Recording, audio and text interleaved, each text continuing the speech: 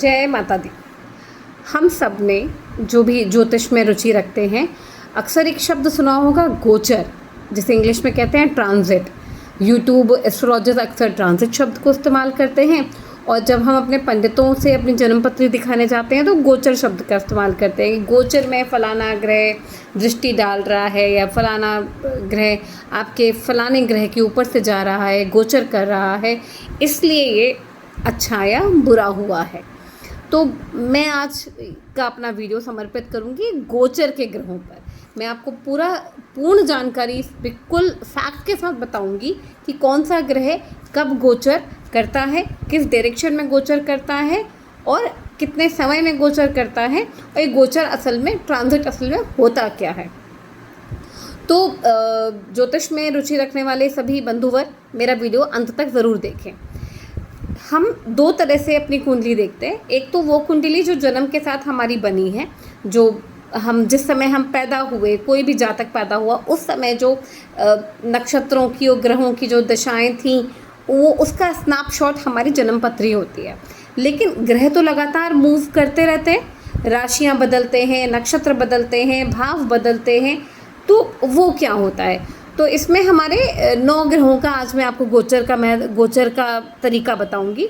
पहला सूर्य जो कि हमारे सौरमंडल का राजा है, जो कि ज्योतिष में भी जिसको राजा का स्थान प्राप्त है, वो किसी भी एक राशि में 15 दिन के लिए 1 महीने के लिए रहता है। हर महीने की 15 तारीख, 15 से एक दिन पहले हो सकता है, 14 हो सकता है, या 15 के एक दिन बाद हो सकता है, 16 हो सकता है, को सूर्य अपनी राशि परिवर्तन करता है। ये राशि परिवर्तन फिक्स्ड है। वेस्टर्न कैलेंडर्स भी इसी सूर्य की गणना के हिसाब से ही चला करते हैं, और हमारे हिंदू सनातनी कैलेंडर्स सूर्य और चंद्रमा दोनों की गणना के हिसाब से चला करते हैं। और जिस दिन सूर्य अपनी राशि परिवर्तन करता है, इसको हम संक्रांति के नाम से जानते हैं। आप सब लोगों ने मकर संक्रांति तो पहचानते होंगे ना। जी हाँ, ये वही मकर संक्रांति है। जिस दिन सूर्य मकर राशि में प्रवेश करते हैं उसे मकर संक्रांति कहते हैं। यद्यपि सूर्य हर महीने की 14 से 16 तारीख के बीच में अपनी राशि परिवर्तन करते हैं। दूसरे आते हैं चंद्रमा एक राशि सबसे फास्ट मूविंग प्लैनेट है। वो सबसे तेज़ गति से चलने वाले हैं, इसीलिए चंद्रमा को हमारे मन का कारक बताया गया है। और चंद्रमा एक राशि में 2.5 दिन रहते हैं। जी हाँ, सिर्फ 2.5 दिन रहते हैं चंद्रमा एक राशि में, और इसी 2.5 दिन में वे उस राशि में विद्यमान तीनों नक्षत्रों को कवर करते हैं। यानी कि 1 महीने में चंद्रमा पूरा गोचर कर लेते हैं। उन्हीं पर आधारित है। शुक्ल पक्ष होता है और कृष्ण पक्ष होता है। जब चंद्रमा पूर्णिमा के बाद का गोचर करते हैं उसे हम कृष्ण पक्ष कहते हैं, क्योंकि उसमें चंद्रमा घट रहा होता है। और जब चंद्रमा पूर्णिमा से पहले का गोचर कर रहे होते हैं, यानी कि पूर्णिमा की तरफ बढ़ रहे होते हैं, अमावस्या से पूर्णिमा के बीच का जो समय होता है उसे हम शुक्ल पक्ष कहते हैं, क्योंकि उस समय चंद्रमा बढ़त की तरफ अग्रसर होता है। तो ये तो बात हुई सूर्य और चंद्रमा की। अब दूसरे बहुत ही जो नोड्स हम जिन्हें कहते हैं अपने एस्ट्रोलॉजी में, वो है राहु और केतु, जिनका नाम सुनते ही हर कोई डरने लगता है। तो इनके बारे में आपको बता दूं कि राहु और केतु हमेशा उल्टा भ्रमण करते हैं। यानी कि ये 1 नंबर राशि से दूसरे नंबर राशि में नहीं जाते, बल्कि 1 नंबर राशि से पीछे हट के 12 नंबर राशि में चलते हैं।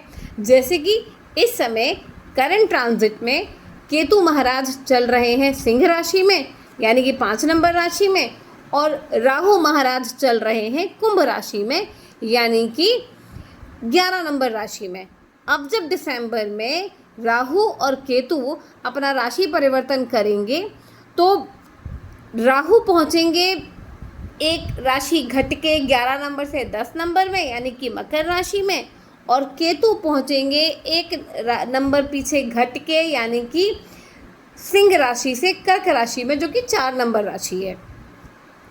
और इनका समय सीमा जो होती है राशि परिवर्तन की, वो होती है 18 महीने।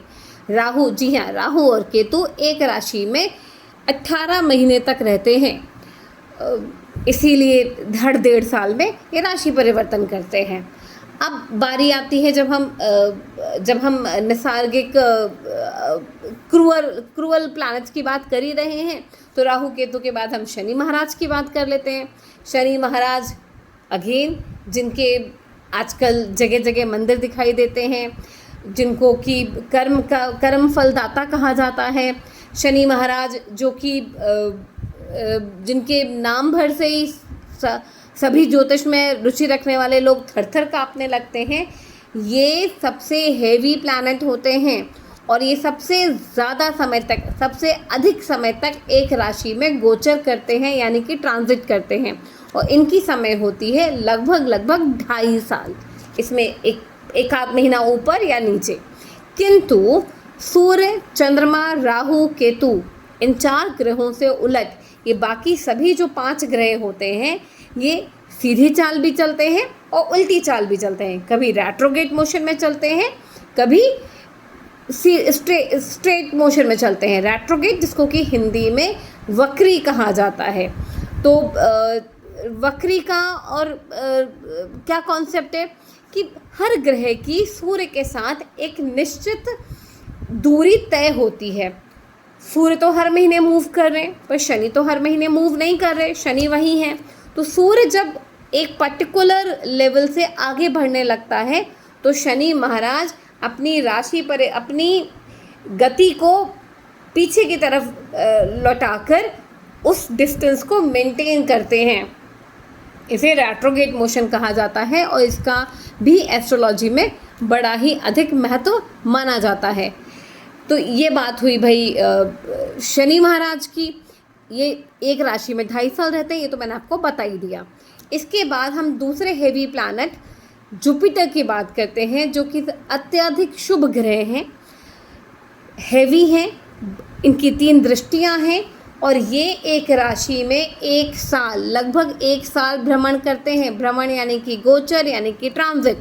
और इस 1 साल में वही कॉन्सेप्ट के साथ कि इन्हें सूर्य से एक फिक्स डिस्टेंस के बाद आगे मूव नहीं होना होता है, तो इसलिए ये भी 1 साल में एक बार रेट्रोग्रेड होते हैं।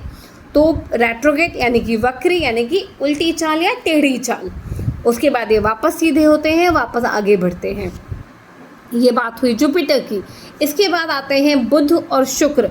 बुध और शुक्र हमेशा सूर्य के सबसे नज़दीक रहते हैं। बुध तो सूर्य से हमेशा एक राशि आगे या एक राशि पीछे होती है। आप किसी भी की जन्म पत्री उठाकर चेक कर लो, या तो बुध सूर्य के साथ होंगे या उनसे एक राशि आगे और एक राशि पीछे होंगे। बुध भी साल में 3 बार रेट्रोग्रेड होते हैं, लेकिन बहुत कम समय के लिए रेट्रोग्रेड होते हैं। और ये भी चूँकि सूर्य के साथ साथ चलते हैं, तो ये भी एक राशि में लगभग 1 महीना भ्रमण करते हैं, गोचर करते हैं, ट्रांजिट करते हैं। इसी तरह से शुक्र का है, सूर्य के साथ साथ चलते हैं, इसलिए एक राशि में ये 1 ही महीना रहते हैं।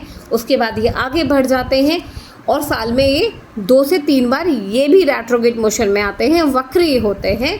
और लेकिन ये सूर्य से 2 राशि पीछे तक और 2 राशि आगे तक भी चल सकते हैं, अनलाइक मर्क्यूरी, जो कि केवल एक ही राशि पीछे और एक ही राशि आगे चलता है। अब आखिरी प्लैनेट है हमारे लाल ग्रह मंगल देव को लगभग 2 साल का समय लगता है पूरे सौर मंडल की परिक्रमा लगा लेने में। ये लगभग 2 महीने एक राशि में भ्रमण करते हैं और ये भी साल में 2 बार या कभी 1 बार रेट्रोग्रेड होते हैं। तो ये थी मेरी आज की जानकारी रेट्रोग्रेड, गोचर, वक्री प्लैनेट्स पर, राशि के वक्री के समय सीमा पर। आपका इस बारे में कोई भी सवाल हो तो आप मुझे ऊपर दिए गए फ़ोन नंबर पे कॉल कर सकते हैं, व्हाट्सएप कर सकते हैं या नीचे कमेंट सेक्शन में भी पूछ सकते हैं। मुझे खुशी होगी आप लोगों को कोई भी जानकारी पूरी देने में। धन्यवाद। जय श्री राम।